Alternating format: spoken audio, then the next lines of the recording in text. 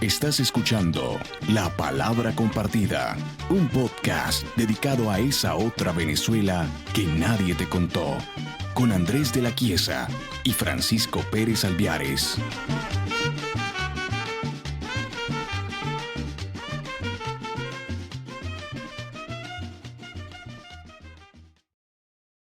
Otro elemento importante que señalaba Lirio era que si bien los partidos políticos son necesarios, son indispensables en una sociedad democrática, no pueden copar todo el escenario político. Los partidos son necesarios, son indispensables, pero no pueden ser los únicos en el escenario político del país. Venezuela, como país petrolero, le daba al gobierno mucho poder. Tenía el poder político, el poder jurídico, el poder de la fuerza, y tenía además el poder del dinero, porque el dinero que entraba al país era producto de la renta petrolera, y la renta petrolera la administraba el gobierno. Y un gobierno con tanto poder no crea contrapesos en la sociedad civil. Y sin contrapesos entre el poder político y la sociedad civil, la democracia es muy vulnerable. Y por eso la democracia falló. Por eso devinimos otra vez en un sistema autoritario y más absurdamente soberbio y prepotente que ningún gobierno antes. Y por esa vía los partidos políticos y la sociedad civil, todos, fracasamos en 1998. Buenas, bienvenidos al episodio número 15 de La Palabra Compartida, segunda parte de este análisis que hemos venido dedicando a la vida y a la obra de ese venezolano realmente excepcional que fue y que sigue siendo, porque la grandeza no se pierde con el tiempo, Alirio Ugarte Pelayo. La vez pasada nos quedamos en el año 1958, que es cuando Alirio vuelve a Venezuela para empezar a trabajar como consultor jurídico o asesor jurídico de la compañía Creole. Y por azares del destino, porque justo a quien le tocaba cumplir esa función, que era el doctor Edesio Larriba Araujo, no se encontraba presente, termina redactando el decreto de conformación de la Junta Provisional de Gobierno dirigida por Wolfgang Larrazábal. Ahí fue donde nos quedamos. Y es ahí donde vamos a empezar el día de hoy. Acá me acompaña, como siempre, don Francisco de los Montes de Lobatera, en vivo y directo. De la grita, mejor. De la grita, Francisco. ¿Cómo estás? Don Andrés, ¿cómo me le va? Bueno, por aquí contento como siempre, cada vez que tengo la oportunidad de estar acá contigo, de que grabemos y produzcamos este contenido, este proyecto tan bonito como es la Palabra Compartida. Y bueno, además muy emocionado por seguir charlando sobre este hombre tan particular y de una de las cualidades que en Venezuela son tan necesarias y tan escasas, ¿no? Uh-huh. Estábamos hablando de una figura que en lo humano, en lo político, llama mucho la atención, y aprovecho que digo justamente esto porque estuve leyendo por ahí que varios de los que nos escuchan estaban preocupados por lo que ellos dicen son nuestros juicios de valor en el programa, ¿no? Sí. Sobre todo cuando hacemos comentarios como estos, ¿no? Y cuando ensalzamos, ¿no?, las cualidades de este o de otro personaje. Sí. Y lo que yo quería decir al respecto es lo siguiente. O sea, en primer lugar, cada vez que nosotros acá vamos a dar una opinión que es personal, lo anunciamos.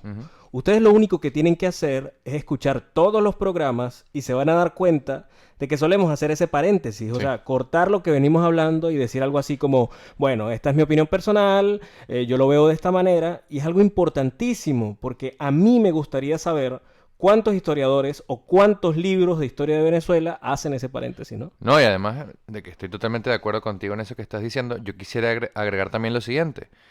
Está claro que la historia es un fenómeno que siempre tiene que basarse en hechos concretos, ¿no? En estadísticas, en material directo, pero no deja de ser un producto humano. Y al ser un producto humano está conformada por seres humanos, que son los que le dan su forma, los que le dan su sentido, ¿no? Entonces, cuando nosotros estamos hablando de un personaje que tiene ciertas cualidades, ciertas virtudes que son objetivamente positivas, como sucede en el caso de Alirio, por supuesto que lo vamos a celebrar. Y dicho eso, Francisco, paso también a celebrar las cualidades excesivamente positivas de todos nuestros mecenas en Patreon. Nuevamente tenemos que agradecer la confianza y el cariño que han depositado en nosotros personas como Anairub González, Andrea Sánchez, María Andreina, Luis No Play, que siempre está presente, Takar Marcano, Oli Villarroel y Juan Rondón, el grupito de expositores, ¿no? El grupito 6, Sí. que siempre saca buenas notas porque siempre nos acompaña y sabe lo que es bueno. Así que, queridos amigos, muchas gracias. Y para todos los que nos están escuchando ahora, si ustedes también quieren formar parte del grupito 6 de expositores, no olviden entrar a nuestro Patreon, www.patreon.com/la palabra compartida, colaborar con nosotros y acceder de manera anticipada a Así todo es. nuestro contenido. Contenido que acepto, no sale todo el tiempo, no sale siempre, pero cuando sale, sale bien. Bueno, nos habíamos quedado en 1958, ¿no? Sí, exactamente, Andrés. Alirio tenía poco tiempo de haber regresado a Venezuela. Había entrado en contacto con la nueva Junta Provisional de Gobierno y sin embargo en ese tiempo, por un tema de sus cualidades, por sus conocimientos y por esa figura, digamos, un poco de bisagra, de entendimiento entre la Venezuela del perejimenismo y la Venezuela antiperejimenista, Claro. es justamente que lo designan consultor jurídico de la Junta Provisional y después secretario privado con rango de ministro. Ujú. Ahora, antes de entrar de lleno en ese tema, a mí me gustaría hacer mención a un escrito de Alirio que salió pocos años antes, cuando él estaba todavía en España, en donde reflexiona sobre el papel político de las Fuerzas Armadas, sobre todo tomando en cuenta su propio papel en gobiernos militares como el del general Medina, como el general Delgado Chalbot. Claro, sí, sí. Y lo que quisiera rescatar fundamentalmente es la visión equilibrada, ¿no? Institucionalista de que tiene Alirio, sobre todo en un momento en el cual las ideologías en Venezuela y los partidos en Venezuela son profundamente antimilitaristas, ¿no? Sí. Vienen de Pérez Jiménez y hay una reacción contra eso. Entonces, fíjate lo que dice Alirio, lo cito: posiblemente parezca extraño que exponga estas razones quien ha sido colaborador de un gobierno militar. Sin el ánimo de una defensa a priori de mi conducta, debo apuntar estas razones. Fui a esa colaboración con propósitos de contribuir al enrumbamiento del país hacia una organización constitucional equilibrada, que al mismo tiempo de enfrentar las violencias de una demagogia chiquillona, frenase los apetitos reaccionarios que de una vez quisieron monopolizar la voluntad popular.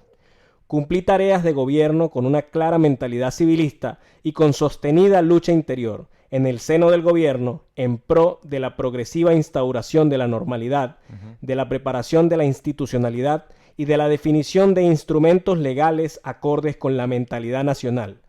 Creo que es precisamente mi experiencia lo que me da autoridad para enfocar este delicado asunto sin el apasionamiento de los opositores intransigentes, incapaces de comprender cuánto de noble y de constructivo hay en el ejército, junto a tanto de violencia y peligro. Ahí está el detalle, Francisco. Juntamente. Y acá no nos vamos a cansar nunca de decir siempre lo mismo. La historia de Venezuela, la historia de quienes creen saber de historia en Venezuela, ha sido siempre la de los encontronazos, ¿no? La de los maniqueísmos, la del blanco o el negro.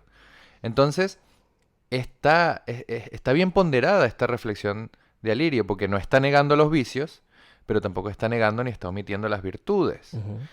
Hubo un espíritu de violento antimilitarismo que Alirio sufrió en carne propia.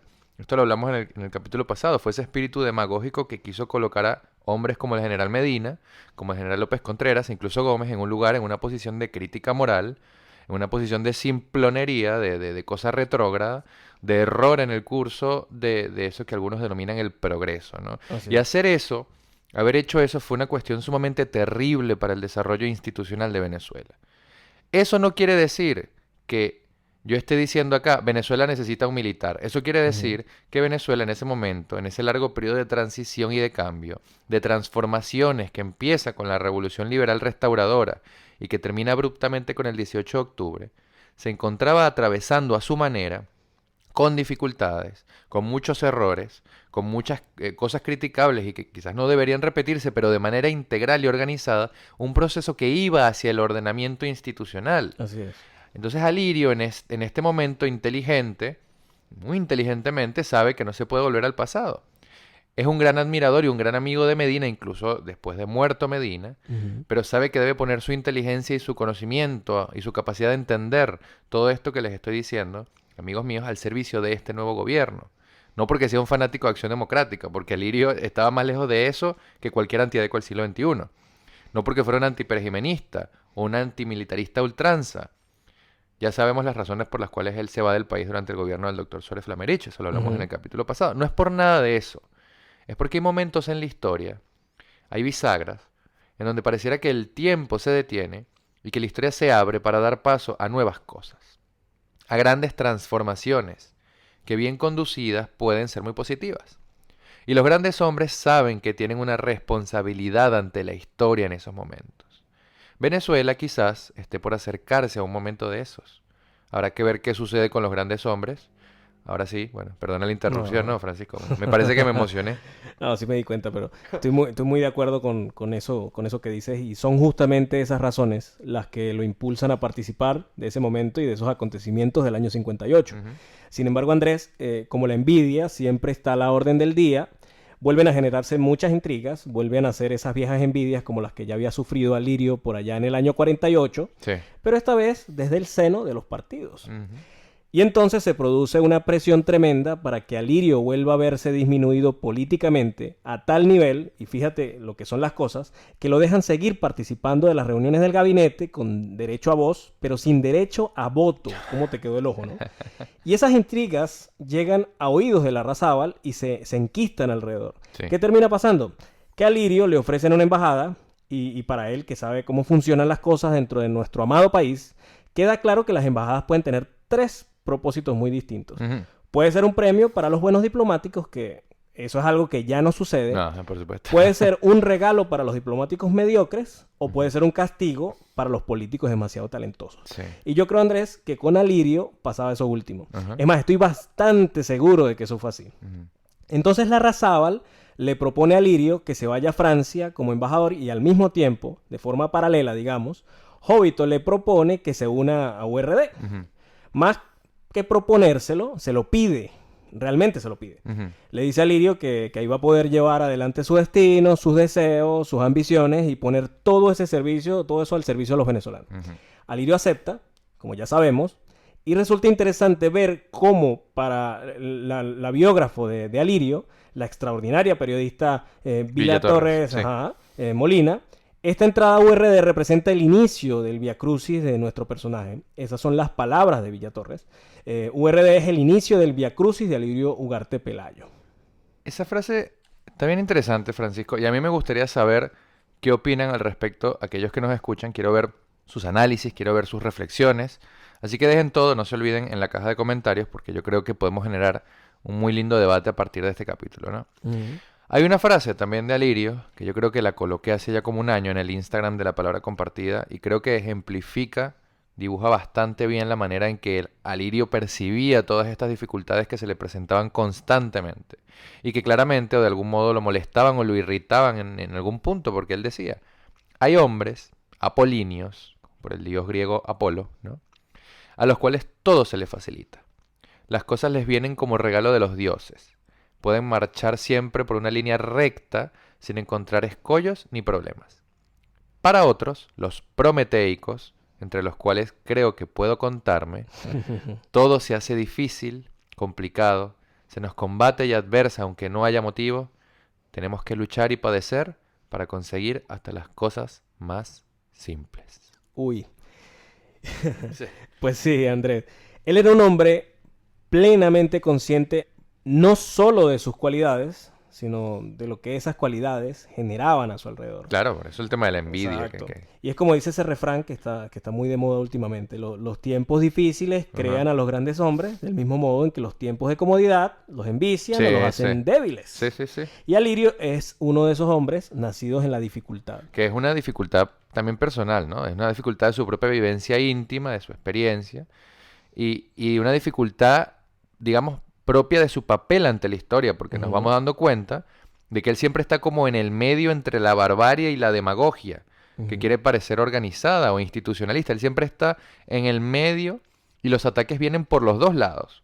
Por eso es tan importante, Francisco, por eso es tan importante, amigos del otro lado de la pantalla de la computadora o del celular, el mensaje que dejan este tipo de figuras. Venezuela es un país en donde la mediocridad se premia. Bien. Y como la mediocridad se premia, aquellos que no son mediocres tienen dos opciones. O se van, o se vuelven cómplices de la mediocridad. Y acá estamos viendo a alguien que no aceptó ninguna de las dos opciones. Ninguna de las dos. y no tenemos por qué aceptarlas, obviamente. Si hoy en día se están formando grandes hombres y mujeres, todavía les queda demostrarlo con sus acciones. Hay que aprender de esto, hay que tener convicciones. Ese es el concepto, ¿no? Convicciones. Pero bueno, volviendo al asunto, hay que recalcar que Alirio no aceptó la embajada en Francia, se quedó en Venezuela, entró a URD, o sea, siguió el consejo de Jovito, Ajá. y es sustituido en su labor de secretario privado con rango de ministro por el doctor Edgar Sanabria. Hasta que en 1959, ya gobernando Rómulo Betancourt, se le ofrece la embajada de Venezuela en México. Ujú. Y Alirio ahí se acepta. Las razones por las cuales lo hace, creo yo, bueno, quedaron en él, quedaron en Alirio. Yo pienso en lo personal que buscaba colaborar de algún modo con el orden en Venezuela en un momento de mucho caos. Recuerden que más o menos es por esta época que empieza ya el guerrillerismo y el terrorismo Ujú. subversivo. Si tienen la oportunidad, por cierto, escuchen los 5 capítulos que le dedicamos a la guerrilla en Venezuela. Y al irse a México, conquista muy rápidamente las simpatías de todo el cuerpo diplomático y de toda la gente que conoció allá. Imagínate cómo Claro, era.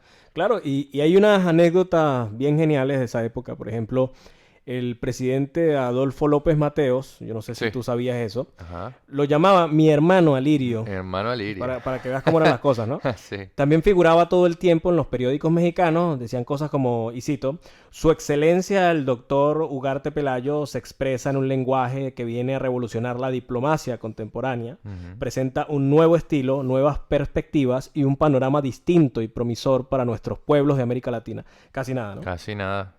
Y también tuvo una excelente relación con el embajador mexicano en Venezuela, el doctor Luis Ignacio Rodríguez, incluso Andrés, con líderes sindicalistas como Lombardo Toledano. Bueno, eso es tener don de gentes, ¿no? Así es, don de gentes.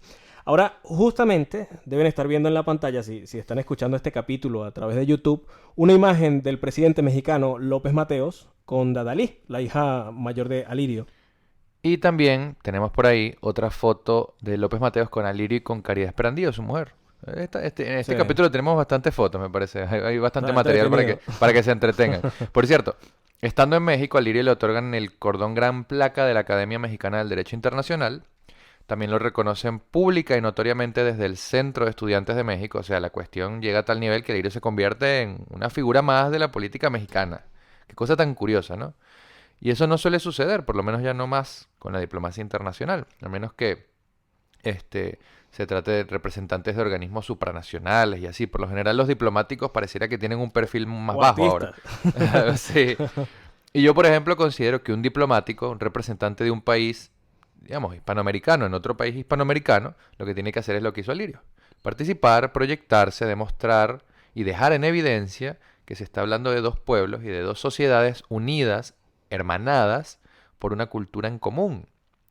Creo que es por eso, por esa visión, que muy humildemente también creo haberla aprendido de este hombre, y es un ejemplo que todos deberíamos observar, que su figura termina resaltando tanto. Hay una anécdota más, y bien simpática, por cierto, ¿Sí? en la que Alirio tenía que presentarse en la inauguración de una escuela en Ciudad de México junto a su amigo y demás encargado adjunto de la embajada, el doctor Alejandro Fernández. Alejandro Fernández. Sí. Resulta que el día anterior los 12 habían quedado en que Alirio lo iba a pasar buscando con el carro a las 8 de la mañana para irse los dos al evento. Sí. Cuestión que se le olvidó, pero para ir al evento tenía que pasar sí o sí por la casa del doctor Fernández. Entonces, imagínese la escena bien pintoresca del doctor Fernández bien vestido, engalanado, en la puerta de su casa, y Alirio pasa, baja el vidrio y le grita, adiós, Alex. Y el doctor se queda como que, ya va, ¿y qué? Cuando Alirio llega al lugar y se baja del carro, parece que empezó a meterse la mano en los bolsillos y al registrarse el pantalón, entonces mira al chofer y le dice, Eduardo, ¿tú no crees que se nos quedó algo? Y este le responde, aguantándose la risa, sí, doctor, se nos quedó el señor Fernández. Ahora mismo voy a buscarlo. Genial, es una anécdota genial, porque además nos permite ver un poco más de la mentalidad del personaje, ¿no? Nosotros también queremos que ustedes humanicen a estos hombres y a estas mujeres, que los reconstruyen con sus defectos, con sus virtudes, con sus pequeñas cosas, con sus olvidos, con sus cosas graciosas, porque eso es lo que permite construir una imagen viva y clara de quién fue cada quien. Y bueno, cuestión que Alirio termina exitosamente su papel como embajador al cabo de un tiempo y regresa a Venezuela como miembro principal del Consejo Supremo Electoral. Esta es una etapa, además, interesantísima de lo que sería, digamos, la historia legislativa y electoral de Venezuela, porque en el Congreso Supremo y en el Congreso Legislativo se daban unos debates realmente extraordinarios. Si uno se pone a ver los resúmenes taquigráficos y compara la calidad de todos, incluso de los representantes o dirigentes que daban ideas distintas a las de uno, se queda sorprendido. Bueno. Porque hay una profundidad ideológica, jurídica, toda una serie de cosas a las que estamos muy desacostumbrados, obviamente, ¿no? Me hiciste recordar, por cierto, hablando de este tema de la grandeza expresiva, de la capacidad para expresarse con argumentos, no solo retóricos, ¿no? Sino también intelectuales. En un discurso de Alirio ante el CSE, el Consejo Supremo Electoral, en donde habla de la falsa dicotomía, del falso dilema de la política, que es lo mismo que hemos venido viendo desde hace tiempo en todo el mundo, no solo en Venezuela. ¿Y de qué se trata este falso dilema? Bueno, de la idea de que en política solo hay dos opciones, la de estar con el gobierno o la de estar en contra del gobierno, ¿no? Lo que muchas veces significa desde la política o desde el discurso del gobierno que estás en contra del país. O sea, tú no estás con el gobierno, estás en contra del país. Porque se confunden las cosas. Así como el Estado se confunde con el partido, el gobierno se confunde o se arroga la representatividad de los intereses nacionales. Eso también es peligrosísimo. Y acá está otra vez la preocupación por lo institucional. Pensemos en esas cosas. Construyamos algo a partir de esas cosas. La frase original además es lapidaria. Él dice, el Estado, precisamente por ser democrático, tendrá que ser implacable. Pero para ser implacable tendrá que ser justo. Y para ser justo nunca podrá ser parcial. Súper vigente, vigentísimo. Totalmente. Entonces, amigos que me escuchan, déjenme incluso decirles lo siguiente. Nunca, repito, nunca permitan que algunos demagogos, que algunos mediocres, los llamen a ustedes rupturistas, los llamen a ustedes cómplices, los llamen a ustedes incluso chavistas, comunistas o lo que sea, por no estar de acuerdo, por ejemplo, con lo que hace Guaidó o con lo que hace Leopoldo. El ejemplo es circunstancial, no importa. A lo que me refiero es que incluso si apoyan a un personaje, aunque lo cierto es que deberían apoyar a las ideas o a los principios de ese personaje. Exacto. Pero incluso si hacen eso, tienen que recordar que apoyarse no es callar, que apoyar no es guardar silencio, es ser siempre crítico, ser siempre transparente, siempre respetuoso de las convicciones propias. Es no caer en el juego de aquellos que, parcializadamente, que injustamente, los ponen a ustedes en una situación maniqueísta. Una situación de, bueno, si tú no estás conmigo, estás en contra. Sí. Entonces no se dejen llevar por ese juego, escuchen y aprendan de esta historia. Piensen además que siendo Alirio miembro de URD, en un momento como ese, inicios de los años 60, se encontraba en una posición bien complicada, o sea, desde la cual le puede atacar y se le atacó constantemente, porque por un lado tenía Acción Democrática y a Copey atacándolo y por el otro a miembros de su propio partido, Claro. que tenían una clara inclinación hacia la izquierda. Y ahí estaban Luis Michelena, José Vicente Rangel, Fabricio Ojeda. Y como en 1958 había muerto Mario Briceño Iragorri, el único dirigente fuerte de derecha o de derecha liberal, en el sentido en el cual se le entendía en esa época, era Alirio. Sí. Hay que recordar que cuando se funda URD, Jovito Villalba no estaba presente. Él se unió después. Sí, sí. URD lo fundaron Elías Toro, descendiente de Fermín Toro, e Isaac J. Pardo, que después, en el 58, por cierto, fundaron otro movimiento abiertamente conservador llamado Integración Republicana. Así es. Pero bueno, la cuestión es esa, ¿no? No, y claro, Alirio estaba virtualmente solo. O sea, por más que él tuviera sus seguidores y eso que llaman el alirismo dentro de URD y la gente que lo admiraba, ¿no? Dentro del partido. También, y por eso mismo, a raíz de todos estos ataques y de estas acusaciones, es que en 1963 a Alirio lo acusan de estar conspirando con los comunistas en contra de Betancur. Entonces, entre comillas, preventivamente lo meten preso. Sí. Y noten este asunto porque muy poca gente sabe o muy poca gente recuerda que a Alirio le ofrecieron devolverle su libertad si se iba del país. Una pelusa. 1963, plena, entre comillas, democracia. Él, por supuesto, no aceptó y la cosa se transformó en un escándalo. De hecho, creo que justo ahora deben estar viendo una publicación del Universal del día 22 de agosto de 1963. Sí. El titular, de hecho, dice: detenidos Alirio Ugarte Pelayo y otras personas en allanamiento de un comando insurreccional. Claro, eso pusieron en el titular, ¿no? La cuestión es que Alirio lo llevan detenido a las dependencias del Departamento de Estupefacientes de la De la Digepol. Digepol, sí, sí. O sea, eso era un edificio que quedaba en Los Chaguaramos, que en ese momento se llamaba Las Brisas. No tengo idea si existe todavía o si sigue teniendo ese nombre. Ujú. Pero ahí lo van a visitar Isaac J. Pardo, Eduardo Arroyo Lameda, Jóbito, e incluso Hildegard Pérez Ceñini, Ujú. de Acción Democrática. URD. Exacto. En URD no entendían qué estaba pasando, o sea, no comprendían por qué Alirio estaba preso. Ujú. Entonces Alirio le escribe una carta a Jóbito para que la lea ante el Consejo Supremo Electoral, del cual él formaba parte, y para que la comparta también ante el partido. Ujú. Ahora, ese encierro de Alirio también tuvo una cualidad muy interesante. Y es que se generaron manifestaciones públicas, no solamente de la gente de URD, Sí. sino de gente que militaba en Acción Democrática, en COPEI, y que era de la línea del doctor Uslar, incluso viejos medinistas. Claro, gente de todo tipo. Claro, y eso también te dice mucho del personaje.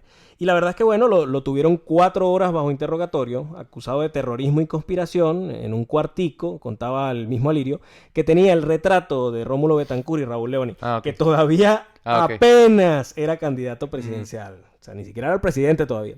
Y ahí lo dejan preso.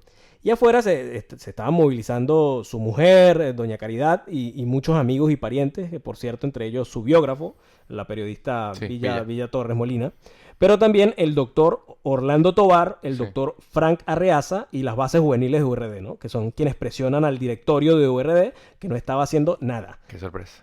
No estaban haciendo nada, ¿eso qué te dice? Ah, Y después está el ensañamiento de los medios de comunicación, ahí vimos el titular del Universal, pero había algunos que ponían, entre comillas, de 6 a 10 años de prisión podría ser condenado Alirio Ugarte. ellos sabían la condena. Imagínate. O sea, ellos ya sabían sin que empezara el juicio. Sí. O sea, pero bueno, a los 9 días, a pesar de que hubo muchas presiones sobre el juez encargado del caso, el doctor Augusto Mateus, Ujú. Alirio lo soltaron, faltando 4 meses para las elecciones en donde resultó ganador el doctor Raúl Leoni.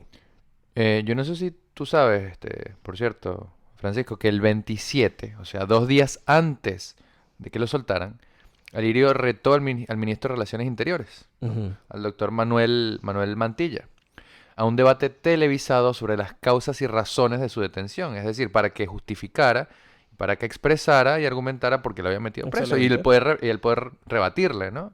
Por ahí debemos tener también el recorte periódico. Obviamente ese debate no pasó nunca, obviamente el ministro jamás se presentó, pero ya el hecho de que lo soltaran a los 9 días te dice bastante sobre la veracidad de las acusaciones, Para ¿no? que tú veas. En la caja de comentarios estamos dejando una de las cartas que Alirio escribió explicando toda la situación desde su perspectiva y respondiendo a los titulares y al contenido de las publicaciones periódicas que lo acusaban de pertenecer a un comando insurreccional. Creo que la carta es bastante explicativa. Ahora, yo quisiera compartir con ustedes un poco más del pensamiento de este hombre porque hemos hablado bastante de su biografía y hemos más que nada interpretado sus ideas basándonos en sus actos, que dice mucho, obviamente, por supuesto. Pero quisiera que les quede también algo de su obra escrita, que es el lugar donde Alirio coloca sus reflexiones más profundas. Fíjense lo siguiente. Uno de los primeros conceptos que Alirio resalta, prácticamente lo defiende, ¿no? Con denuedo, como dice el himno del Estado de Aragua, es el de que en Venezuela no existía ni siquiera en 1966, que es el año cuando muere, una democracia estable o una república estable. ¿Por qué? Porque las instituciones, que son la base de cualquier forma de gobierno, de cualquier forma de articulación del Estado, eran débiles. En primer lugar, porque habían sido interrumpidas constantemente en su desarrollo por el curso histórico de Venezuela, que lo conocemos todos, ¿no? Revoluciones, golpes, levantamientos, etc. En segundo lugar, porque en la única ocasión en que se estaba dando un desarrollo paulatino, integral, hacia esa institucionalidad, quizás con el precedente un poco escueto de la Venezuela paisista, se dio de pronto una ruptura violenta, que fue la del 18 de octubre. Y tercero, porque en el nuevo intento, digamos, de construir otra cosa, en donde él participa y que nace el 23 de enero, lo que se estaba gestando, y esto él lo repite constantemente, era un problema aún mayor, que era el mal de la partidocracia. Entonces para él, para Alirio, los partidos políticos no eran un instrumento ni para alcanzar el poder, ni para enriquecerse, sino, y acá lo estoy citando, una actitud ante la vida, una concepción global de la existencia, y una respuesta válida ante las angustias teóricas y prácticas del hombre. ¿Y qué quería decir con esto? Bueno, sencilla y llanamente que para él la política no se dirimía únicamente en la pequeñez electoral, en los pequeños problemas transitorios, sino en la solución de los grandes problemas del país. Porque para él, lo dijimos en un capítulo anterior, la política es la síntesis de todas las ciencias, y es por eso que siempre figura en su discurso el tema de la institucionalidad, el tema del Estado de Derecho, que no es otra cosa que la seguridad de que todos los miembros de la sociedad, que todos los habitantes del país están sometidos a las mismas normas, tienen los mismos derechos y deben actuar igualmente con el mismo nivel de responsabilidad. En eso se parece, por cierto, mucho a Aular Pietri, ¿no? Claro, Que sí. también, No solamente en el nombre, ¿no? AUP. Que más allá, por ejemplo, de hacer eso, de compartir las mismas iniciales, hablaba de eso, ¿no? De cómo el país necesitaba y sigue necesitando definir su propio destino histórico. Más en estos tiempos, si te fijas, Andrés, en todo el juego político, pareciera que está entre si tú eres socialista o eres liberal, sí, con sus grados y con sus tendencias, ¿no? Pero yo creo que lo que proponía Lirio era un republicanismo no excluyente, con un profundo sentido venezolano y con actitud propia, como quien dice. Muy buena descripción. Sí, eso y también basado en la realidad histórica, ¿no? En la formación, en la tradición, en las circunstancias territoriales, mentales, trascendentales del ser venezolano, que es lo que todavía ningún político, muy pocos que pretenden o quieren ser dirigentes, terminan de entender. Acá hay que gestar algo pensado, sopesado, sobre la base de una forma de ser, de una mentalidad, de una cosmovisión. Si no, estamos sembrando sobre terreno yermo, fin. Puro discurso. Claro, ahí no va a crecer nada. No van a hacer nada. Hay una frase de Lirio que dice: solamente hundiéndonos en las raíces de lo venezolano, ganamos la autenticidad que nos permite ser universales con voz propia. Y termina con esto, fíjate. La visión de quienes sacrifican a la abstracta noción de libertad la existencia material de los menos favorecidos, permitiendo la miseria y la incultura de las masas, no se condice con nuestra sensibilidad. Y al mismo tiempo, la visión de quienes en la búsqueda de la seguridad material se aprestan para sacrificar la libertad jurídica, la dignidad moral del hombre, tampoco se compagina con nuestra orientación. Increíble. Entonces, ¿qué es lo que está diciendo Lirio acá? Bueno, por un lado está alejándose de los principios dialécticos del marxismo, que sacrifican la libertad por una suerte de seguridad material que no existe, ¿verdad? Que sacrifican lo individual a lo colectivo, pero por el otro lado critica también el egoísmo o el excesivo individualismo de algunas tendencias liberales. Porque ser liberal, para Lirio, no significa de ningún modo vivir en una isla, pensar que solo importan los propios derechos. Y yo creo que este es el camino que tiene que seguir Venezuela, ineludiblemente es el camino. Ahora, ¿llegaremos a hacerlo? ¿Llegaremos a entenderlo? No sé. Pero qué bonito sería que algo así pasara, ¿no? Sí, así es. Y bueno, yo creo que ya estamos entrando en los últimos años y en la etapa final de la vida de Alirio. Pasamos por las elecciones del 63, que no solo son presidenciales, sino también legislativas. Y en ellas, Alirio queda electo diputado por el Estado Lara. ¿Qué pasa con eso? Bueno, que su presencia en la política nacional se vuelve una constante, claro, por decirlo presentes, de alguna manera. Y de hecho, una de sus primeras iniciativas fue la idea de conformar un frente de oposición que dialogara, que debatiera con el gobierno, para acabar de algún modo con el sectarismo que estaba reinando. Y esa propuesta, de hecho, fue muy bien recibida tanto por Raúl Leoni como por Arturo Uslar Pietri. Claro, ahí viene la amplia base. Exactamente. Es el germen, Andrés, de lo que después se llama el acuerdo de amplia base. Sí. Pero ¿cuál fue el problema? Que la concepción que Alirio tenía de esta coalición era la de poder conducir, y esto está planteado en una entrevista del Nacional de octubre del año 65, al país hacia los grandes objetivos de desarrollo que tenía por delante, sin mezquindades y sin pequeñeces políticas. Es decir, que se antepusieran las necesidades del país a las necesidades de los políticos. Exacto.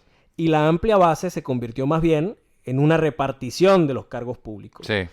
Fíjate que el doctor Uslar se salió en su momento. Salió. Ahora, más allá de eso, también fue muy interesante el hecho de que Acción Democrática no ganara la mayoría del Congreso. No, y por eso es que Alirio se convierte en presidente de la Cámara de Diputados. Eso creo que es el año 65. Exacto, exactamente.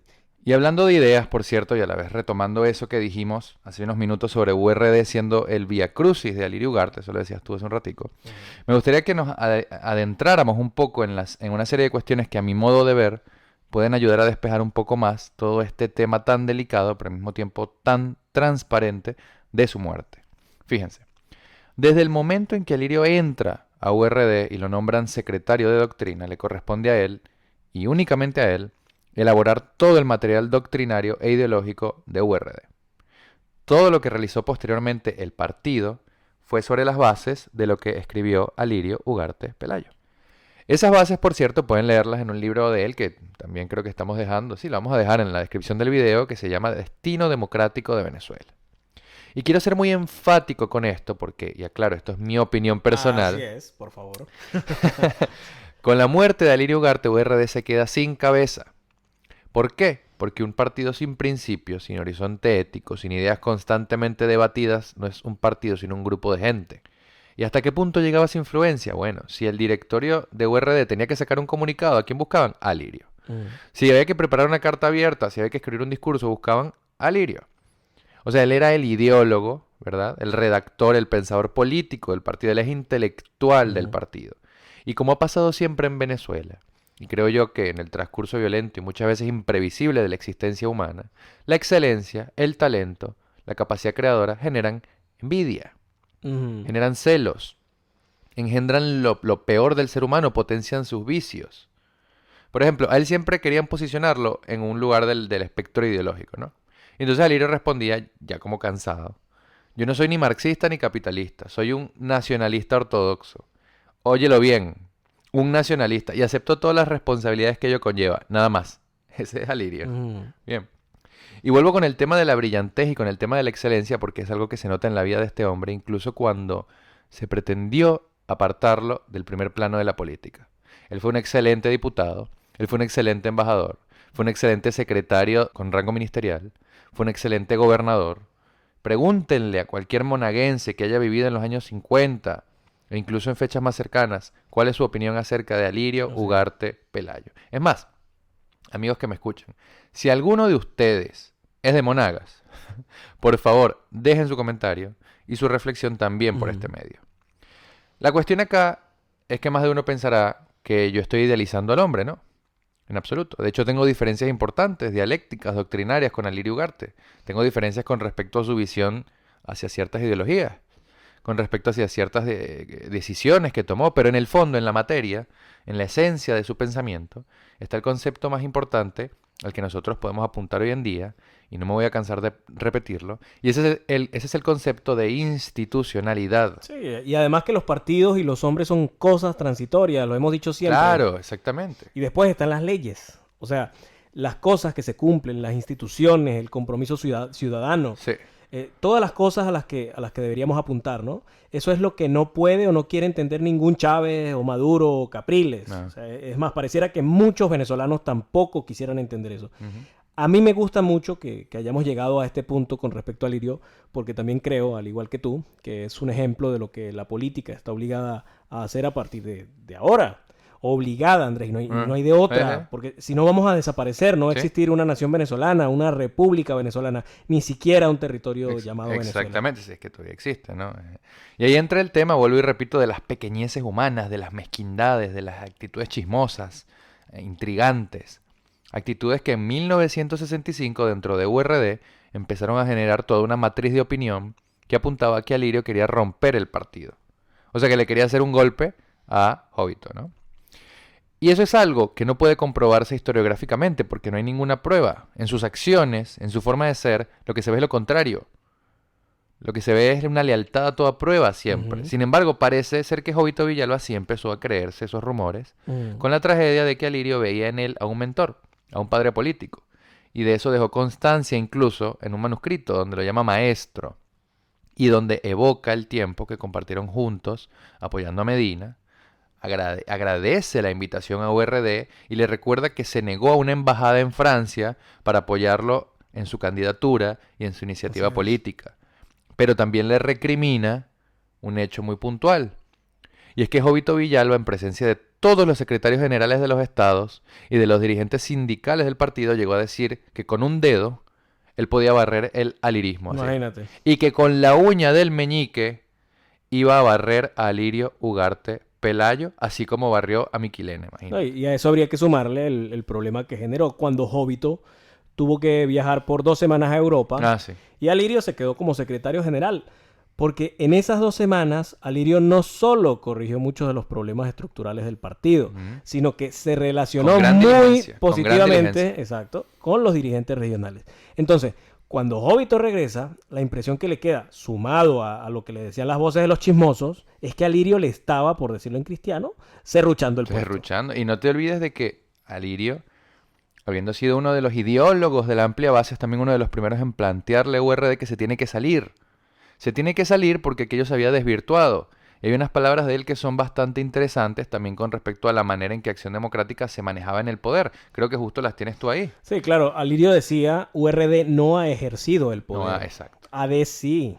AD viene de la línea marxista y aunque hoy es un Ah. partido de vocación democrática, Año 65. conserva esa raíz y URD es liberal frente a esas propensiones. Ujú. AD es marxista en el sentido de que quiere controlar todas las masas profesionales y campesinas, teóricamente un partido único. URD no. Está diciendo en los años 60. Exacto. Bien. Y ahí está la cuestión, Francisco. Ahí está el por qué después lo llaman antiadeco y toda la cosa, ¿no? Porque está el problema del manejo del poder, que se estaba convirtiendo en amiguismo, se estaba convirtiendo en burocracia, en repartición de puesticos.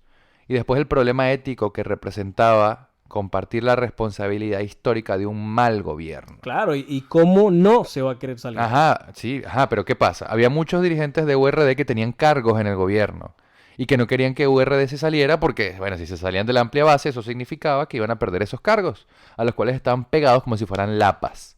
Entonces a Alirio se le declara la guerra. Primero, en marzo del 66 lo sustituyen en la Cámara de Diputados por el profesor Dionisio López Orihuela. Después, ya para mediados de abril, empiezan las gestiones de Jovito Villalba para que Alirio Ugarte Pelayo sea expulsado definitivamente de URD. Y escuchen con atención cómo fue todo este asunto, porque la secuencia es dantesca.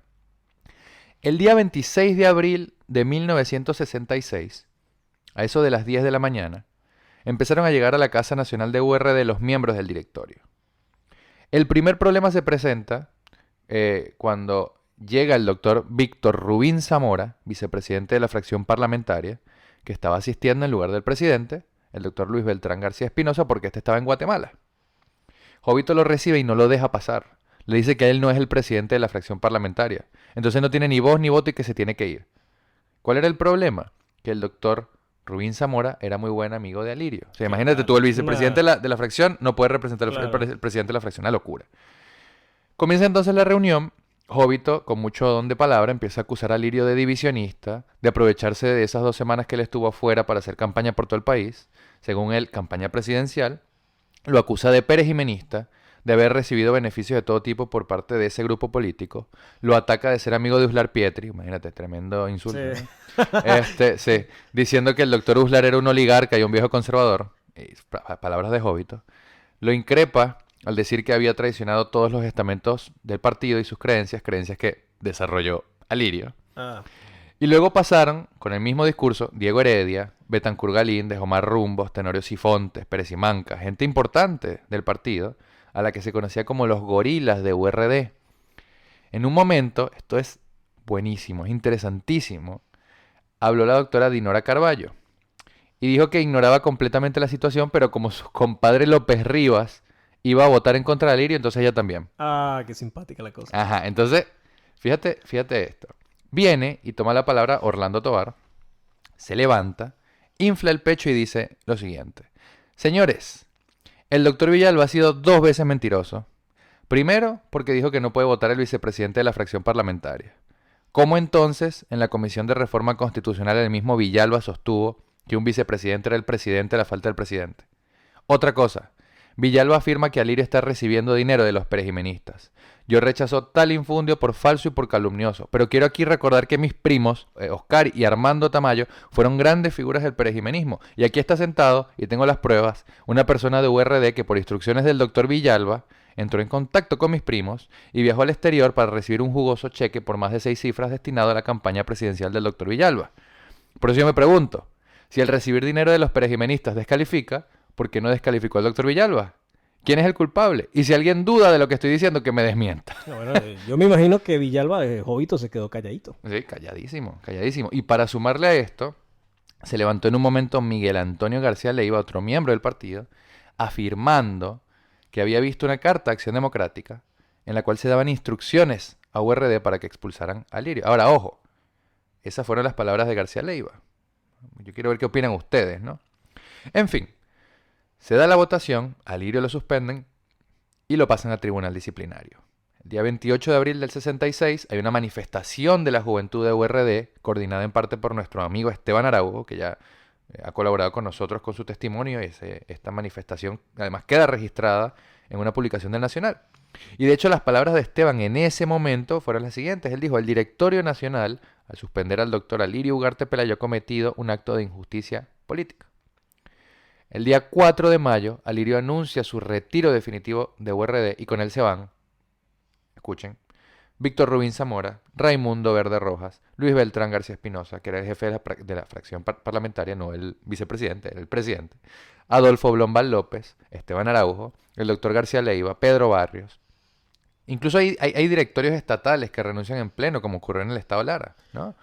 De hecho, Andrés, fue casi un éxodo masivo. Eso fue un éxodo, Sí. totalmente, éxodo. Porque renunciaron también sindicalistas, clubes, asociaciones juveniles. Ajá. O sea, es decir, pensando en la salida del doctor Raimundo Verde Rojas, no solo se salió Raimundo, sino que salió Raimundo y todo el mundo. Sí, exactamente. Y bueno, al poco tiempo se presentaron en la Quinta de los Chorros, en la Quinta Claudalí, donde vivía Lirio, gente del FND de Uslar, el mismo Uslar, hombres como Emilio Oropesa y Jorge Olavarría del MENI, bueno, todos se acordarán de Jorge Olavarría, gente del Partido Liberal, independientes, etc.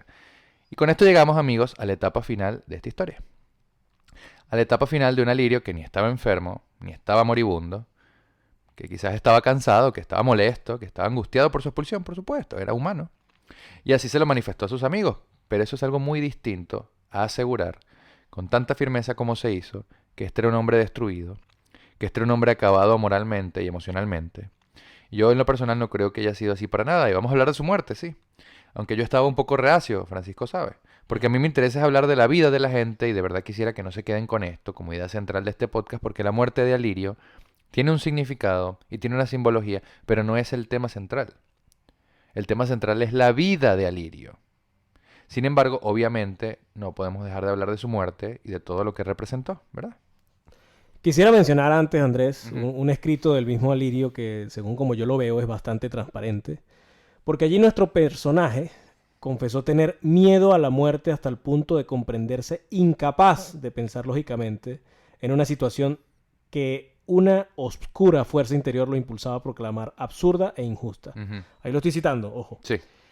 Es decir, o sea, sobre lo que había reflexionado numerosas veces, Claro. pero en todas esas reflexiones nunca se tentó o jugueteó, digamos, con la idea del suicidio, ¿no? Sí, sí.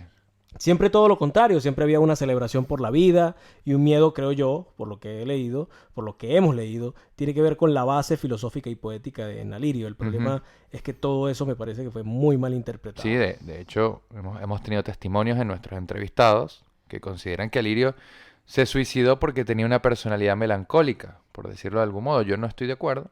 Yo no creo que haya sido un hombre melancólico. También la mayoría de los testimonios piensan lo mismo, consideran que no fue un hombre de ningún modo melancólico y que no tenía ningún tipo de rasgo suicida. Y sí, todo poeta es siempre en algún grado un pesimista, alguien que ve con cierta tristeza las injusticias o las cosas terribles de la vida. Pero los grandes poetas son ante todo vida, vida pura. La fuerza creadora que hay en su poesía es la fuerza que los impulsa a estar vivos también. Y acá pareciera que estuviéramos dando solo opiniones personales. Quizás en algún grado hay opiniones personales, pero les voy a contar, o mejor dicho, voy a dejar que alguien más les cuente, dos anécdotas que son bien llamativas y bastante esclarecedoras, previas a la muerte de Alirio, y que son contadas por una persona muy importante, que no es otra que su propia hija, Claudia Ugarte Esperandío. Escuchen. En una oportunidad, mi papá venía manejando en su carro, se dirigía a la casa de los Chorros y fue interceptado por un carro. El carro, el señor del vehículo se baja, ¿verdad? Con un arma en la mano, y cuando ve a mi papá, le dice: caramba, doctor Ugarte, yo no sabía que era usted. A mí me dieron las características del vehículo y me dijeron que tenía que matar a la persona de que iba manejando, conduciendo ese vehículo. Pero lo menos que me imaginaba yo es que era usted, doctor. Ese señor, el que fue mandado a matar a mi papá, este, había trabajado con mi papá en la gobernación de Monagas, cuando mi papá fue gobernador en Monagas. Total de que le dice, caramba, cuídese mucho, doctor, porque a ustedes lo quieren muerto. Cuídese mucho. Total que el señor se va y mi papá se queda impresionadísimo con la cuestión, sigue manejando, llega a la casa y llega muy efusivo y excitado y llamando a mi mamá, mamá, pucha, ¿dónde estás? Ven acá, necesito, abrázame, necesito que me abraces, que me beses, estoy vivo. Entonces mi mamá, pero ¿cómo que estás vivo? Entonces le echó el cuento. Me interceptaron y el hombre es fulano que trabajaba conmigo en la gobernación, estuvo en la gobernación en Monagas. Y bueno, me dijo que me cuidara mucho, que me quiere muerto. Entonces mi mamá lo besó, lo abrazó y ahí había más gente, estaba mi mamá, estaban mis tías. Entonces ese cuento me lo contó mi mamá varias veces y me lo contaban mis tías. Eso fue un hecho real. Y como fue real, de que mi papá le hacían llamadas telefónicas amenazantes, fue real que estaba en La Guaira y aquí en Caracas se estaba diciendo que mi papá se había envenenado. O sea, hubo mucho ruido, se mandó a dar muchas informaciones diciendo que él se había envenenado, que se había suicidado, o qué sé yo, ese tipo de cosas. O sea que ya eso estaba planificado. Ahí había un plan, estaban buscando la manera de cómo quitarlo del camino. Después del 19 de mayo, del día de la muerte de mi papá, por supuesto, todas las evidencias que estaban en la escena del crimen fueron recolectadas por la PTJ y trasladado todo para el centro de investigación de ellos, pues de la PTJ. Bueno, 2 semanas después, 3 semanas después, pasó un grupo de policías de la PTJ, de investigadores, que querían hablar con mi mamá. Mi mamá bajó, los atendió y ellos le informaron de que hasta el momento todas las pruebas arrojaban como resultados negativos, pero que continuaban con la investigación. Bueno, mi mamá quedó complacida. Ella estaba convencida de que todo tenía que dar negativo porque ella estaba convencida de que su esposo lo mataron y estaba satisfecha con el hecho de que iban a seguir investigando el caso. Bueno, pasan unas semanas más y mi mamá se entera de que el caso lo quieren cerrar. Ella, al enterarse de eso, llamó a a las emisoras de televisión y de radio, pidió una rueda de prensa, se trasladaron los periodistas a la casa, se hizo una gran rueda de prensa, y ahí ella declaró de que si todas las pruebas habían dado como resultado negativo y un equipo de la PTJ había pasado por allá, de investigadores de la PTJ, habían pasado por la casa y le habían informado de que todas las pruebas habían dado eh, resultados negativos, que no fue un suicidio, fue un asesinato. Entonces, ¿cómo van a cerrar el caso si todavía el asesino sigue suelto? Total de que mi mamá pone la queja, pone la denuncia, no se cierra el caso. Pero el caso lo engavetaron porque nunca investigaron absolutamente nada. Y a los 10 años, cuando prescribió ya el caso, le entregaron a mi mamá un informe donde lo dice que después de haber investigado el caso durante 10 años, no se pudo comprobar si fue un suicidio o si fue un homicidio. O sea, la cosa más absurda del mundo, con todas las pruebas negativas, de tatuaje, de pólvora, de trayectoria, todas las pruebas que se revisaron, todas arrojaron negativas. Entonces, bueno, eso quedó así. Simplemente nunca se buscó a la persona que mató a Lirio Ugarte Pelayo. A nadie le importó conseguir al criminal. Esa es la realidad. La biblioteca de Alirio Ugarte era un poco como el mismo Alirio, ¿no? Era un lugar donde había un ventanal que daba al jardín, amplia, abierta, fuera de ese ventanal, pasando el jardín, estaba la calle. Y Alirio trabajaba siempre de espaldas a la ventana. Cuenta Villatorres Molina, su amiga personal, que en varias ocasiones a Alirio le recomendaron moverse del lugar, mover el escritorio, mover incluso el estudio, y él les respondía que estaban viendo fantasmas, que se quedaran tranquilos. Cuenta también que Alirio llegó a decir en una ocasión que el doctor Sabelli Maldonado le había advertido con preocupación que había un plan para asesinarlo. Igualmente, en otra oportunidad lo llamaron de Plaza Azul para preguntarle si estaba bien. Plaza Azul era donde él iba a vacacionar, ¿no? A la playa. Porque por allá estaba regándose el rumor de que él se había envenenado con unas pastillas. Y más allá del ámbito de la especulación, ¿a ustedes no les parece rara la situación previa? Ahí pudieron escuchar el testimonio de Claudia. Acá les hemos relatado el de Villa y lo que ella vio y percibió. Pero hay muchas cosas más que en términos definitivos no cuadran. Por ejemplo, el día en que murió, Alirio tenía una cita médica con el doctor Otto Lima Gómez, que era su médico de confianza, o uno de sus médicos de confianza. Y su mujer Caridad reveló ante la prensa días después que Alirio se hacía chequeos constantes. Entonces, ¿por qué alguien que se va a suicidar estaría preocupado por ir al médico el mismo día en que piensa, digamos, cometer el acto, ¿no? de suicidio? Es que eso es algo para pensar, Andrés. Pero fíjate, en toda esta última etapa, Alirio no había dejado de producir en ningún momento nada, o sea, sobre todo textos. Sí, escribía O sea, constantemente. porque él escribía periódicos, para mítines, y de ese proceso de reflexiones empieza a surgir la idea de fundar un nuevo partido, cuyo nombre iba a ser el Movimiento Demócrata Independiente. Sí, sí, sí.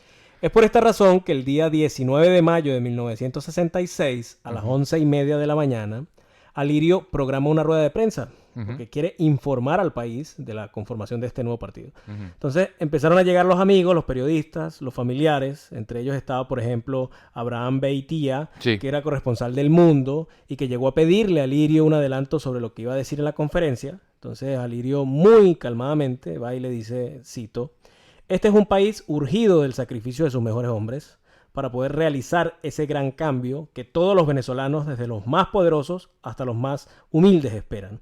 Y ya no le dijo nada más.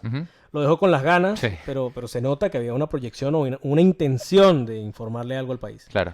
En un momento salen varios invitados junto con Alirio y se toman una foto en el jardín de la quinta Claudia Lee.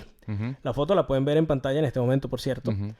Cuestión que pasan unos minutos, Alirio les pide a sus invitados que lo dejen solo un momento porque tenía que hacer una llamada telefónica. Entra en su estudio y minutos después se escucha un tiro. Pero los que estaban allí no se dieron cuenta, no se percataron realmente de lo que había pasado, sino hasta que eso de las 11, ¿no? Sí. 11:10. Luis Horacio, su hijo, que por cierto lo escuchamos hablando al final del capítulo anterior, Sí. ve a su padre tirado en el piso a través de una rejita de hierro que había en el jardín, ¿no? Y bueno, ahí sí entran todos, fuerzan la cerradura y pasa algo muy curioso, Andrés, que relataba Villatorres.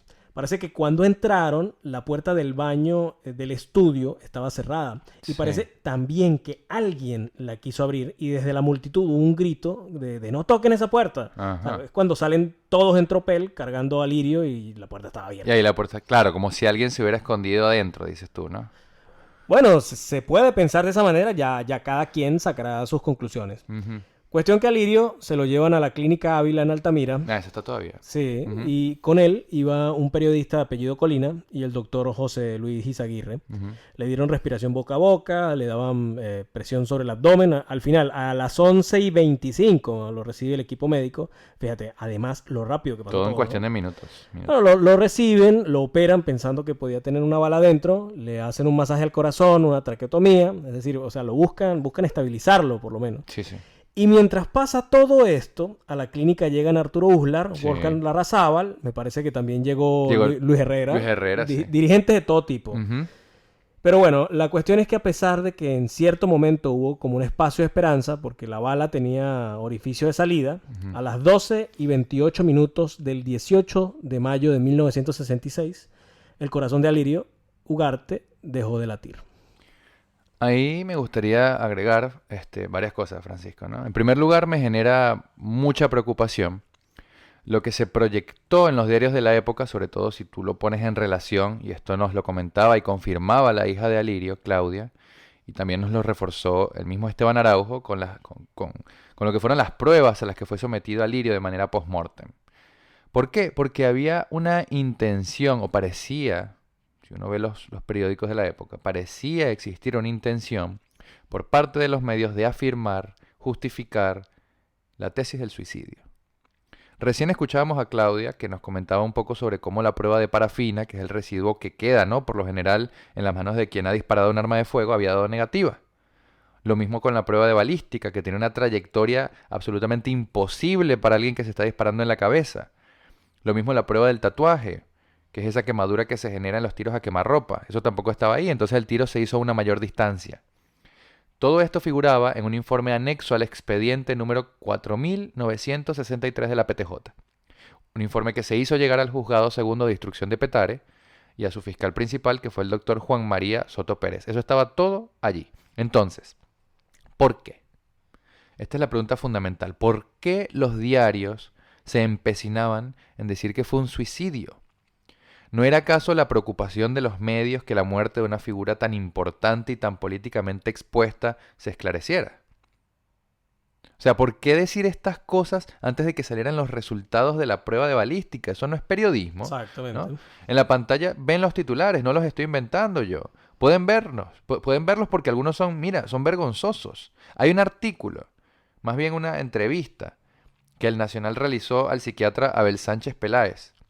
Y ahí la reflexión pseudo-freudiana que se hace sobre la muerte de Alirio es, básicamente, que Alirio se suicidó porque si no la otra opción era asumir el papel de padre y con ello cometer un simbólico parricidio hacia Jóbito. Es decir, que prefirió matarse antes que asesinar políticamente a su mentor. Esa fue la explicación que se publicó en el Nacional el día 25 de mayo de 1966. Imagínense ustedes. Bueno, también es importante, Andrés, que mencionemos el testimonio de varios dirigentes de la época. Por ejemplo, está el doctor Uslar, que dijo, y cito, esto es increíble y horroroso. Él era tan equilibrado, tan sereno y revelaba tener mucho control sobre sus emociones. Ese es uno. Después está el del doctor Orlando, después el de Orlando Tobar, primo de Alirio, dijo lo siguiente, el pueblo sabe quiénes son los culpables de esta muerte. Y cuando los periodistas le preguntaron a qué se refería, él repitió, el pueblo lo sabe. El doctor Rosas Bravo, amigo de Alirio, y que estuvo allí cuando pasó todo esto, se cansó, Andrés, de afirmar, y cito nuevamente, yo como amigo y compañero de ruta política y a la vez como médico de plena confianza de Alirio Ugarte, puedo testimoniar bajo fe de juramento que él se encontraba antes, durante y en el mismo momento en que iba a realizarse la rueda de prensa en condiciones físicas y mentales completamente normales. Su secretaria, Ilse Romero, también dijo, ayer estaba optimista y sano. Miriam y yo almorzamos con él en su casa y estaba de envidiable buen humor. Pero bueno, Andrés, más allá de eso, hay también acá un hecho que revela, y diría yo, resume lo que Alirio significó para Venezuela en su momento. Porque resulta y acontece que en el siglo XX hubo 4 grandes duelos nacionales. 4 grandes procesiones multitudinarias que unieron al país en el dolor de haber perdido a una figura importante. Esos 4 grandes duelos, o esas 4 grandes procesiones, se dieron con las muertes del comentarista deportivo Pancho Pepe Crocker. Sí. El del general Medina y de Renio Tolina, y bueno, de Alirio Ugarte Pelayo. Así es. Y bueno, no podemos terminar este capítulo sin informarles a todos ustedes sobre un evento más que ocurrió en el año 67. Y es que Caridad Esperandío, mujer de Alirio, como bien nos comentaba Claudia, denunció públicamente, y así fue proyectado en los principales medios nacionales, que Alirio había sido asesinado. Y ante los medios puso toda la recopilación de pruebas a la orden. Pero bueno, creo que ya quedó claro en qué terminó todo eso, ¿no? Lo cierto, amigos, es que acá no estamos pretendiendo convencer a nadie de nada porque la historia debe convencer por sí misma.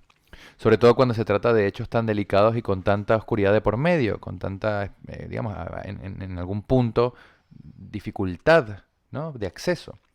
Yo tengo una idea, Francisco tiene la suya, estoy seguro de que Caridad, de que los hijos de Alirio, de que Orlando Tobar o Ilse Romero tuvieron sus ideas, pero lo importante acá son 2 cosas.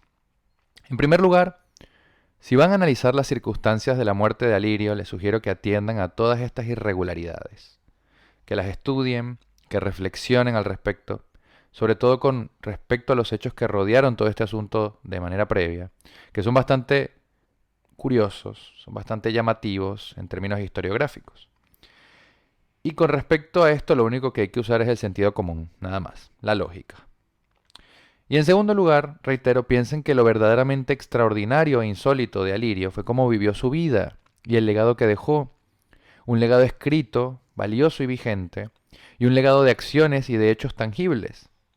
Con estos dos capítulos hemos querido no solo revivir a este hombre que yo, Andrés de la Chiesa, y estoy seguro que también acá Francisco Pérez Alveares, considero o consideramos extraordinario, sino también hemos querido revivir y traer al debate de la realidad política actual, venezolana e internacional, una serie de ideas que son visionarias, que son equilibradas, que son propias de un estadista y de una mente profundamente organizada. Lean a Lirio, léanlo, interprétenlo, debatan sobre sus ideas e intentemos aprender algo valioso de la manera en que vivió su vida y en que puso siempre de manera creativa y disciplinada toda su mentalidad, toda su capacidad intelectual al servicio de Venezuela. Siempre al servicio de Venezuela. Porque a fin de cuentas Venezuela es todo esto, no es solo lo malo, no son solo los políticos, no son solo los errores. Venezuela son nuestros recuerdos, los buenos recuerdos. Venezuela es la gente que queremos. Y yo estoy seguro de que Alirio trabajó no solo por todo un país, sino por el país que quería para Alirio Luis, para Alejandro, para Dadalí, para Luis Horacio, para Claudia y por supuesto para Caridad. Yo quiero, para mis hijos, un país como el que él soñó. Y sé que ustedes también. Nos vemos la próxima. Nos vemos.